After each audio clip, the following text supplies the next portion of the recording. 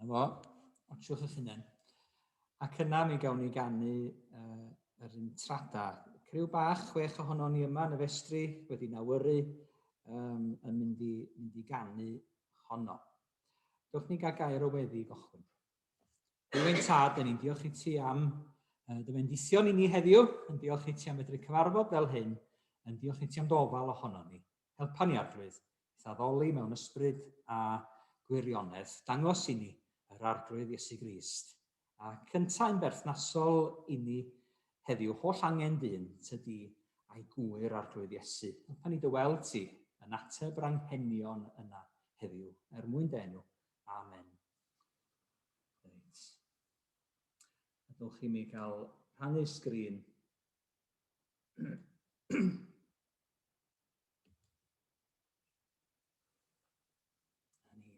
Bennill wedi dod i'r golwg.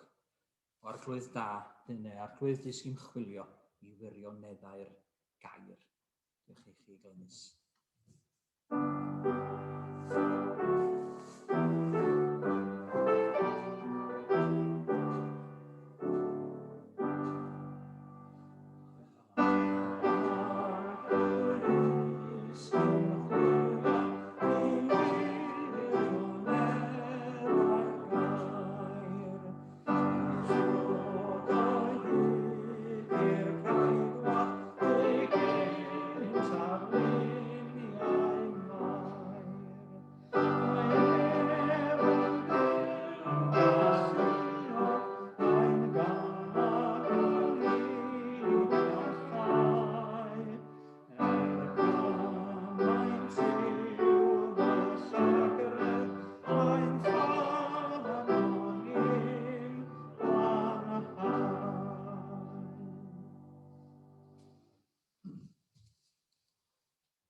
Diolch yn fawr iawn. Braf iawn. A da ni'n gofyn y cwestiwn yma gyda'r salmydd, pa beth yw dyn i ti ei gofio amdano fo. Ac fel y mae, dynion wedi'w gwneud, dynion a merched brodyr a chwiorydd, oll yn un, ac awdurdod wedi'w roi iddyn nhw dros bob peth, yn y greadigaeth i gochwyn. Yn ei feddwl i chi ddod. Iawn.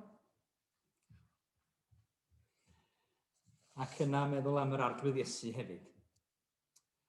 Ac ynte, a phopeth wedi'w roi o dan ei awdurdod ef. Fe bysa ni'n darllen o dan y masgiau yr salm yma, Salm 8, efo'n gilydd.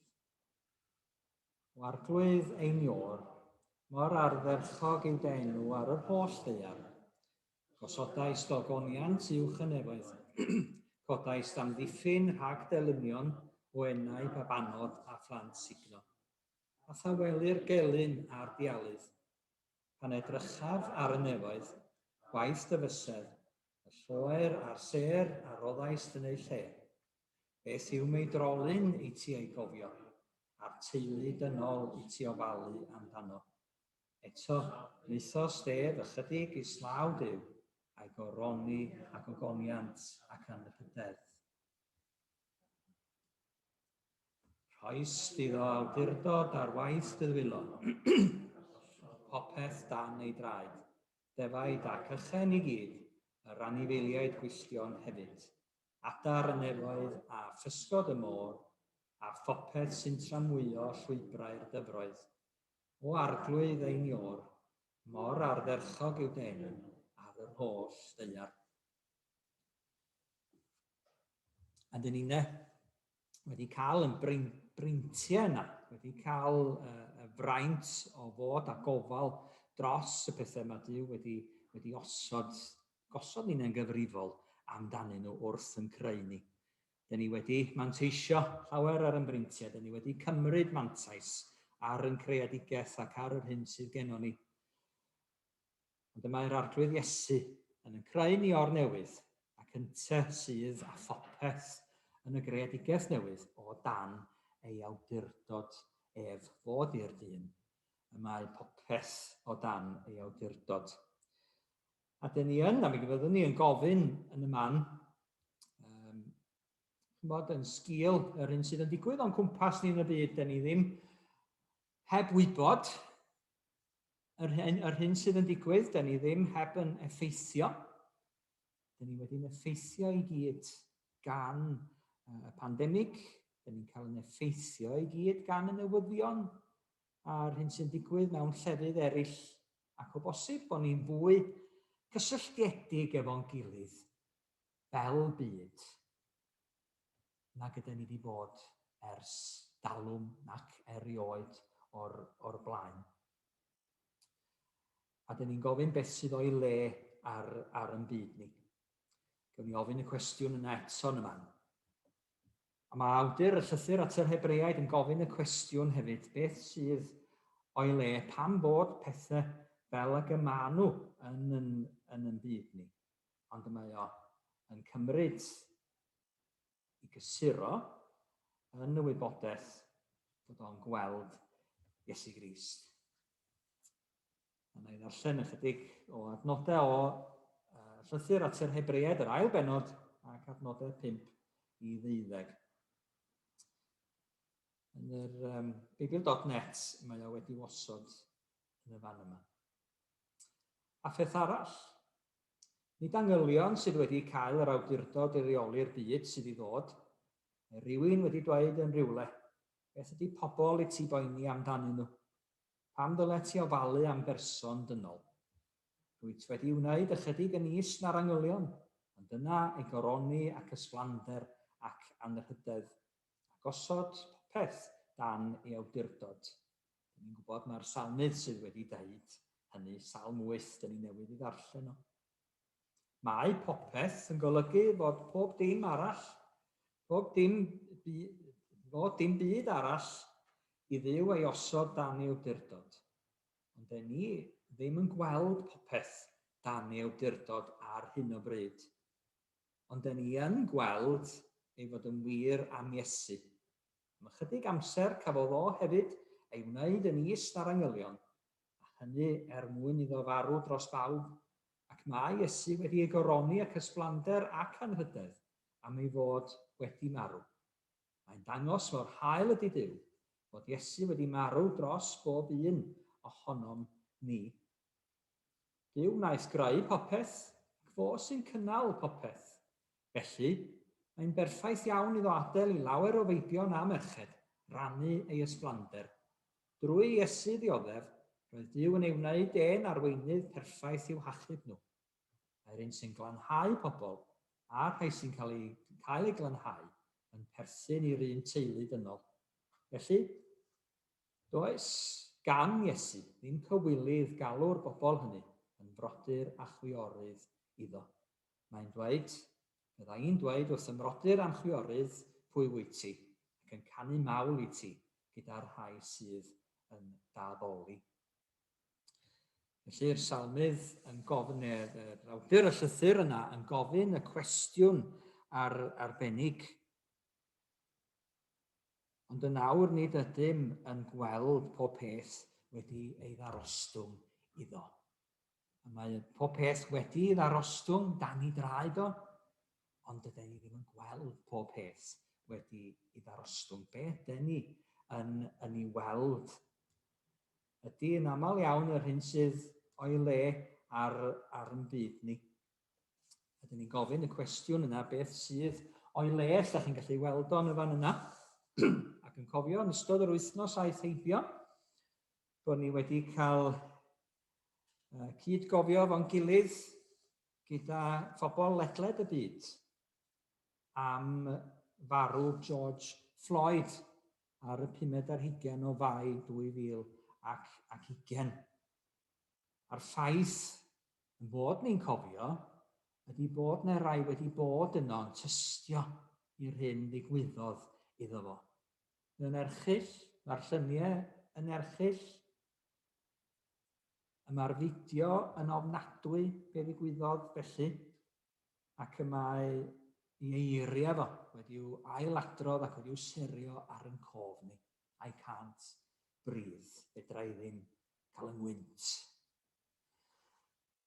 A dyn ni'n meddwl am yr hyn sydd y tu ôl i'r holl anghydfod yna, yr holl anghyfiawnder hiliol yna, sydd, nid yn unig yn America, ond i'w gael mewn llefydd eraill ledled byd. Ac o ofyn, ydych chi wedi'w brofio i bobl o hiliau gwahanol yma yng Nghymru, a gyda lliw croen gwahanol ag ati, yma nhw'n ateb i bod nhw, ac i bod nhw wedi profi rhyw wahaniaethu yn ei herbyn nhw. A dyn ni'n gweld bod hyn yn gymaint anghyfiawnder ac yn gymaint boendod yn ein byd ni. Bod ni yn gweld pobl yn wahanol i'w gilydd ac nid fel i gilydd. Dyn ni'n gweld yr hyn sydd yn digwydd yn Gaza ac yn llain orllewinol Palestina ac Israel. Ni'n gweld bod yna gadoediad wedi bod ar hyn o bryd, ond bod yr trafferthion ac achos y trafferthion yno yn parhau. Fel y mae trafferthion i lai graddau yn digwydd mewn llawer o lefydd ac yng ngogledd Iwerddon hyd yn oed hefyd yn hiriogaeth Brydain Mawr. Mae'n bethau sydd o'i le ar ein byd ni'n does, ac mi allwn ni feddwl beth sydd yn nelo rheini a ni mewn gwirionedd. Ond maen nhw yn nelo a ni lle dyn ni'na hefyd yn gallu gwneud gwahaniaeth rhwng pobl a'i gilydd. Lle dyn ni'na ddim yn codi'n llais dros yn erbyn anghyfiawnder sydd yn digwydd yn ein byd ni. Lle dyn ni ddim yn meddwl bod o'n broblem i ni'na hefyd. Felly, dyn ni'n gweld i raddau'r hyn sydd o'i le ar yn byd ni. Nad ydy pob peth wedi i ddarostwng eto. Dydy pob peth ddim wedi wneud yn iawn yna chdi. Eto, dyn ni'n cael y fraint berthyn i'r deyrnas yma sydd isio'r ddaear fod yn debyg i'r nefoedd ac isio i gyfiawnder yr arglwydd Iesu Grist gael ei orseddu yn yn plith ni. Rwan te, dwi am ddangos fideo i chi nesa yma. Mae'r fideo yn sgil yr mudiad Black Lives Matter ac yn America 24/7 prayer ac yn hannog ni fod yn gweddio, yn cydnabod yn rhan ni'na yn y cymhlethdod a'r hyn sydd o'i le ar yn byd ni heddiw ac i fod yn dal ati i weddio hefyd. Ar ôl yr fideo bach yma, os wneith o'n neud i waith, mi newn ni'na weddio a rhannu gweddi'r arglwydd. Chi'n gweld y fideo? Often people find it hard to know how to pray when it comes to the matter of race and reconciliation. Here at 24/7 Prayer, we want to help you along the way. So, what is racial reconciliation? It's being committed to creating a world that respects and celebrates diversity, while seeing the things we need to change in ourselves, forgiving and being forgiven for things we've got wrong. Archbishop Desmond Tutu said that if you are neutral in situations of injustice, you have chosen the side of the oppressor. If an elephant has its foot on the tail of a mouse and you say that you're neutral, the mouse won't appreciate your neutrality. It's so important that every Christian around the world isn't neutral, but does their part by being active in prayer and practically engaging in reconciliation. This isn't a political thing, it's a God thing. God, the true reconciler of people. Jesus knew no sin, but became sin so that we can be reconciled to God. This means we are the embodiment of this amazing reconciliation. So join us in taking 3 steps. 1, recognize. Take a moment to acknowledge that our world is deeply divided. 2, repent. Say sorry to God for your part and the church's part of the problem. 3. Reconcile. Daily choose to champion equality and fairness for all people. Let's pray. Lord, we recognize and acknowledge that the world is deeply divided along racial lines, and we're truly sorry for where we have fallen short in this matter. Help us live differently in order to be an influence for racial harmony and reconciliation in our world. Amen. Visit 247prayer.com/justice for more helpful resources.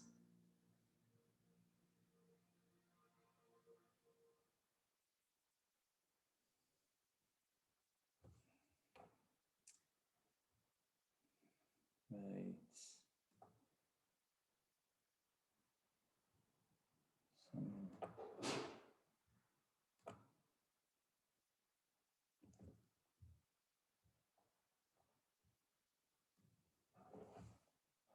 Wnewch chi mi am funud. Gweld yn y fan yna. Gweddi dros gymod. Gweddi ar un unau sylweddoli lle dyn ni arni, be di'n rhan unau. Ci ofyn i ni'n hunain. Falle bod ni'n meddwl nad oes am nel o'r pethau yma ddim os ani. Ond i ni holi'n hunain, be di'n rhan unau hefyd, a be allwn ni fod yn ei wneud i ddod â chyfiawnder, i ddod â chymod i'n byd. Wnewch chi ni weddio, newn ni gloi gyda gweddi'r arglwydd. O Dduw ein tad, dyn ni'n diolch i ti am fedru cyflwyno'n hunain i chdi. Yn bobl yn y fan yma, dyn ni'n bobl arglwydd adre ac yn y festri yma yn ddigon tebyg i'n gilydd. Dyn ni yn wyn arglwydd, dyn ni'n siarad yr un iaith, dyn ni'n perthyn i'r un math o gymdeithas. Arglwydd, dyn ni'n diolch i ti bod eglwys di a bod y fyd di yn cynnwys pob math o bobl. Bob lliw a llun a hil a chenedl ac iaith. A bod y deyrnas yma sydd wedi sefydlu gen i ti, sydd yn dod ac eto i ddod yn ymplith ni, yn un amrywiol a hyfryd a phrydferth arglwydd, oherwydd i fod i'n cynnwys pawb rwy ti wedi'w creu ar dy lun a dy ddelw di dy hun. Arglwydd, dyn ni'n gofyn i ti'n helpu ni i weld pawb fel yr wyt ti yn ei gweld nhw. I gweld nhw arglwydd fel rhai sydd i fod yn blant i chdi ac sydd yn cael i gwahodd i mewn i deyrnas di trwy ras ein harglwydd Iesu Grist. Arglwydd, dyn ni yn cydnabod yn rhan unau arglwydd yn sefyll yn y fan yma ac yn llawn breintiau, bod ni'n perthyn un o economïau cyfoethocaf y ddaear, a bod gennym ni gyfrifoldeb arglwydd tuag at yr rhai sydd yn amlwg heb ddim yn ymplith ni ac yn ein byd ni, yn amlwg sydd yn cael ei gadael ar ôl, sydd yn cael ei gwahaniaethu, a does yr un gwerth i weld i'w bywydau nhw o dad. Helpa ni o dad i beidio bod fel yr eliffant yna sydd yn sefyll ar gynffon y llygoden, ond yn barod i symud, yn barod i godi yn troed, yn barod i fod yn meddwl arglwydd beth ydy'n rhan unau, a beth allwn ni fod yn ei wneud, beth ydyn ni'n ei brynu, beth ydyn ni'n ei wisgo, beth ydyn ni'n ei ddeud, lle ydyn ni'n mynd, beth ydyn ni'n ei wneud. Bydde di'r holl bethau yma bod yn ystyriaethau gennon ni. Na, paid â gadael i ni fod yn rhan o'r gorthrwm yma. Yma cymaint yn ei ddioddef yn ein byd ni arglwydd. Dyn ni'n wedi farhau fel hyn ger dy fron. Am bob rhan dyn ni, bob gwahaniaethu dyn ni wedi bod yn gyfrifol amdano. Bob diffyg croeso i bobl arglwydd. Ac yn gofyn i ti'n helpu ni fod yn debycach i chdi dy hun arglwydd Iesu. Cyflwynod eglwys ym mhob man, cyflwynod eglwys yma, aelodau amrywiol yma arglwydd, gan ofyn i chdi fod yn ei bendithio nhw eu cysuron nhw. A rhai sydd mewn galar neu ymwynebu anawsterau ar hyn o bryd, ni'n gofyn i chdi i cynnal nhw a'i nerthu nhw. Dduw ein tad, dyn ni'n gofyn i ti'n cynorthwyo ni hefyd a nerthu ni weithio cymod. A'r cymod hwnnw'n dod wrth i ni rannu amdana ti, rannu dy newyddion da, bod yn rhoi dy gariad di ar waith, gweld y cariad yna'n wir yn ein cymell ni mhob dim a wnawn ni, tro ein geiriau arglwydd yn weithredoedd o gyfiawnder. A bydded harddwch y gariad a'r gyfiawnder di i weld yn amlwg yn ein plith ni. Os i bobl sylwi bod yr arglwydd Iesu yn sefyll yn ein plith ni. Bod ni'n yn gallu weld o o'n plaid ac ein mwyn ac yn ein plith yn wastad. Ydyn ni'n gofyn hyn, pethau hyn i gyd yn denw di arglwydd Iesu. Diolch i ti am y patrwm yna o weddi. Roddais ti i di ddisgyblion newn ni ymuno i gweddio hi efo'n gilydd, lle bynnag yr ydyn ni. Ein tad, yr hwn wyt sy'n y nefoedd, sancteiddiau'r denw, deled dy deyrnas, gwneler dewyllus, megis yn y nef, felly ar y ddaear hefyd. Dyroi ni heddiw ein bara bynyddiol, a maddau ni ein dledion, fel y maddiw ninnau ein dledwyr, ac nac arwain ni brofedigaeth, eithyr gwared ni rhag drwg, canys iddo ti yw deyrnas, a'r nerth a'r gogoniant, yn oes oesoedd. Amen.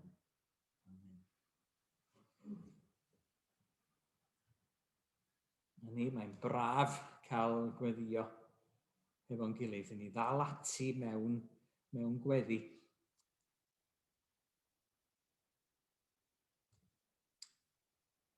Mae'n rannu'r sgrin yma eto hefo chi. Mi gewch chi weld yn y nodiadau sydd gennai yn y fan yma.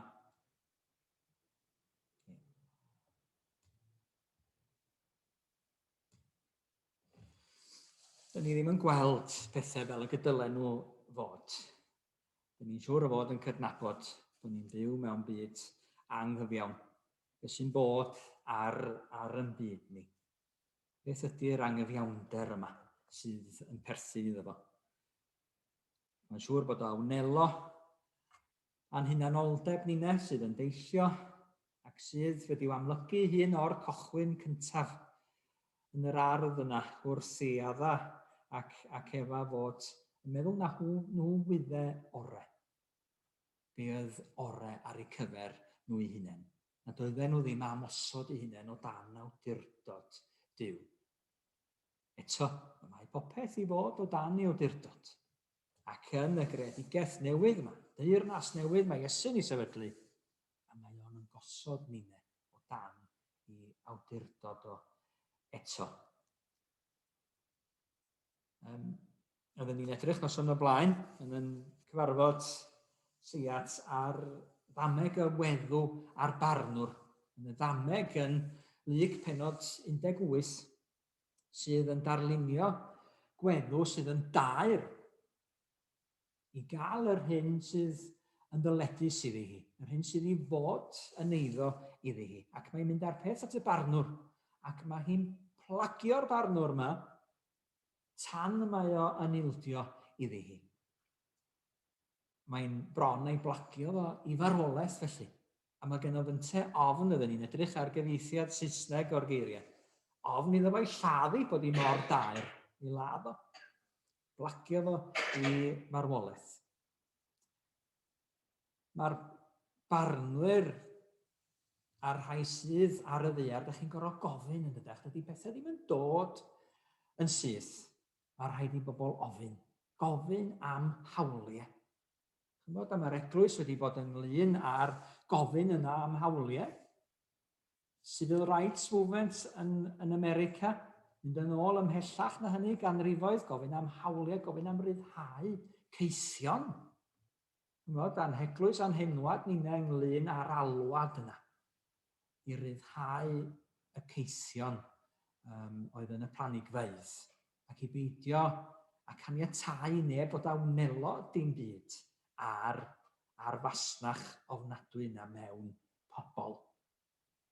Gwell, meddai John Elias o fo'n byddai bobl lwgu na cael eu bitau bara yn sgil gwneud y cadwyni oedd yn dal i brodyr a'i chwiorydd yn gaeth.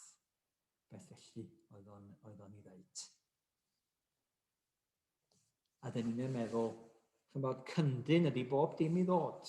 Eto, dyn ni'n dal i fyny gofyn am hawliau i bobl, gofyn am gyfiawnder, codi yn llais dros y di-lais a gadael i'r di-lais siarad dros o'i hun hefyd.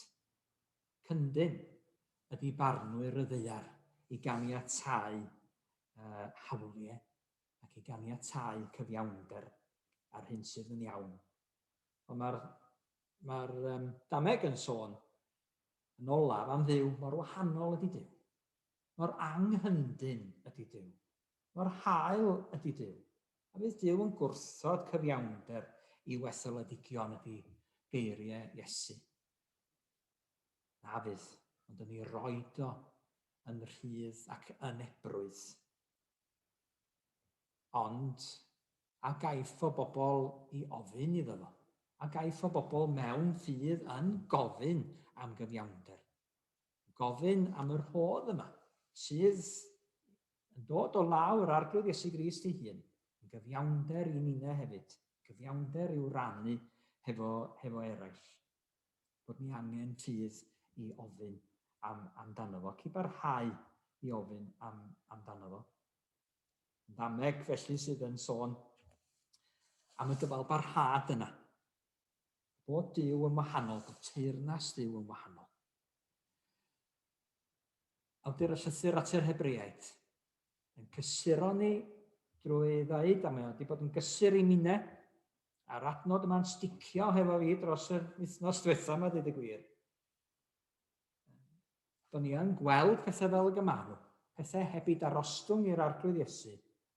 Eithr yr ydym yn gweld Iesu. Eithr, ond yr ydym yn gweld Iesu. Ac mae yna lawer i ond yn y Beibl sydd yn gwneud y gwahaniaeth gwirioneddol rhwng dau ffordd o feddwl.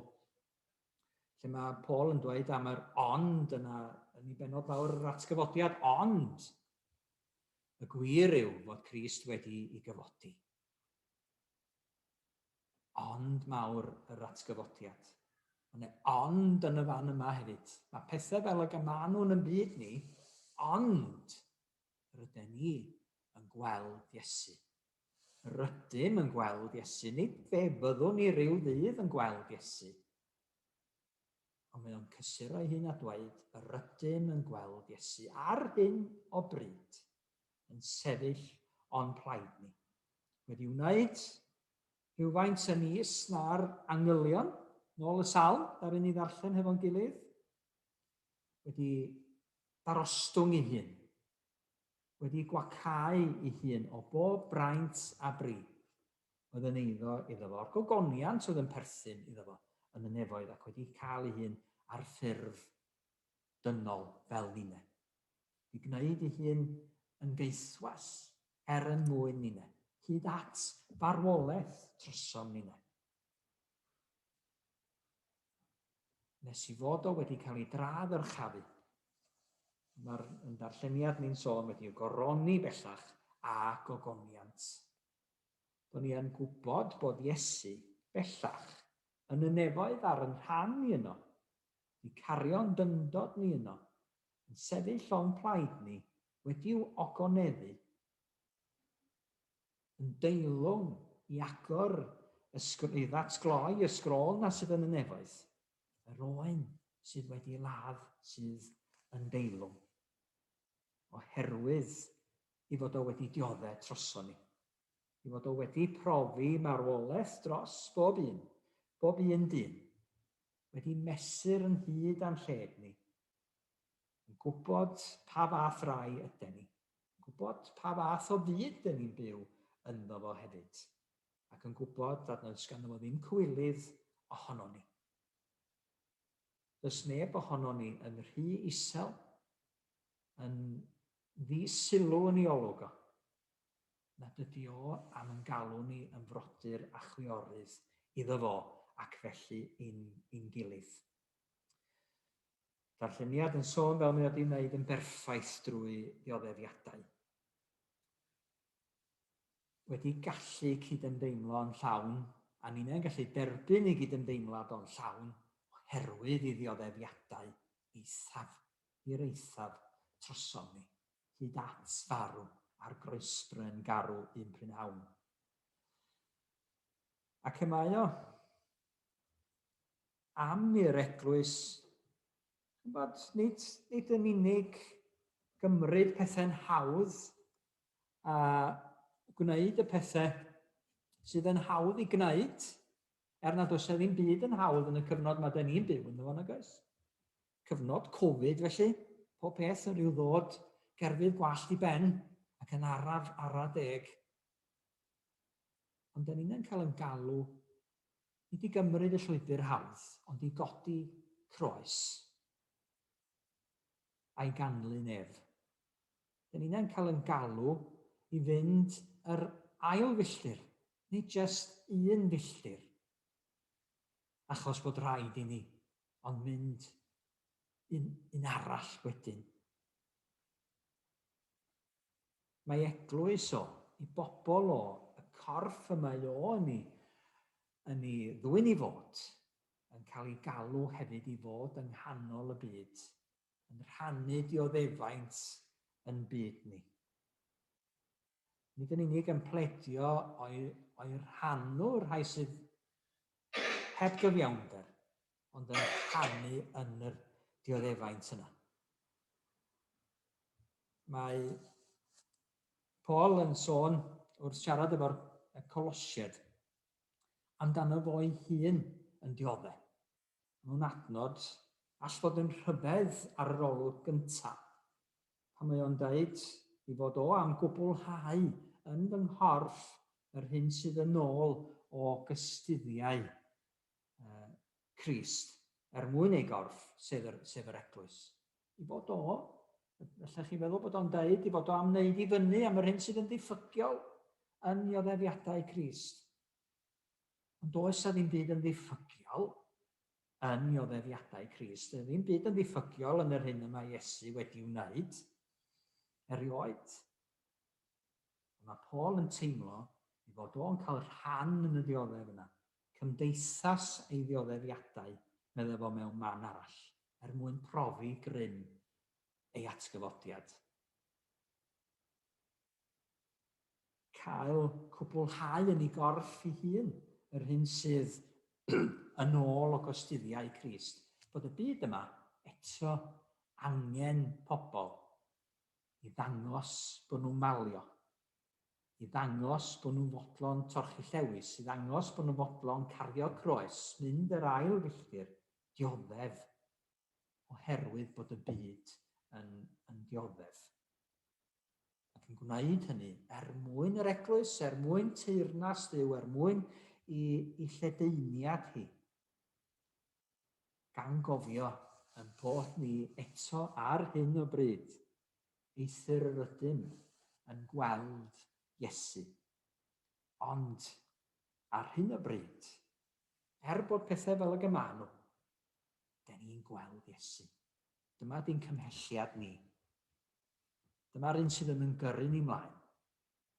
Dyma'r un sydd yn gariad i gyd ac yn cymell ninna yn ei gariad.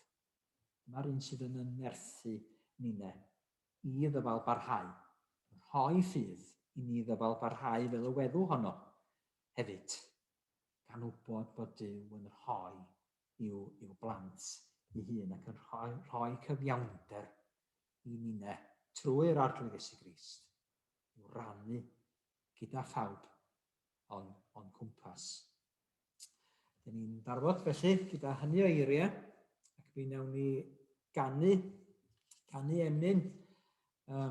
Mae'n dda cael dweud bod ni'n mynd i ganu, mae'n rai ohono ni, am ganu dan masgiau yma, yn yr estri.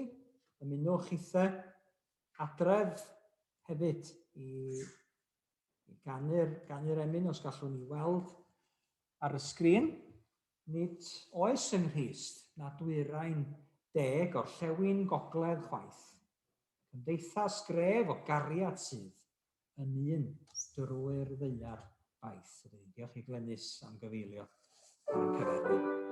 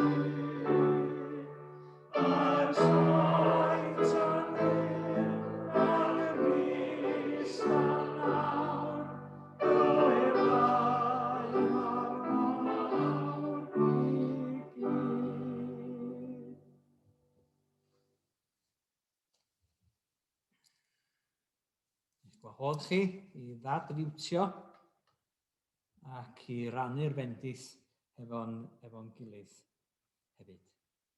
Gras ein hardwydd Iesu Grist, chariad Duw, a chymdeithas yr ysbryd glân, a fyddo gyda ni oll o'r awr hon hyd byth. Hyd byth.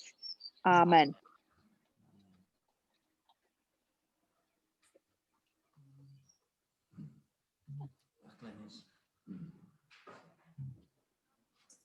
Hwyl fawr, diolch yn iawn. Tara.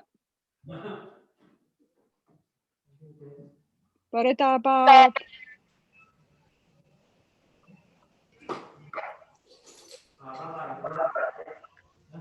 O'n i fel bod mewn fflinch yn hwnna. Dyna wan pwy sydd yn y bestri yma. Ydyn nhw. O'n i fel bod... Na, hwbeth. Ydy hwn.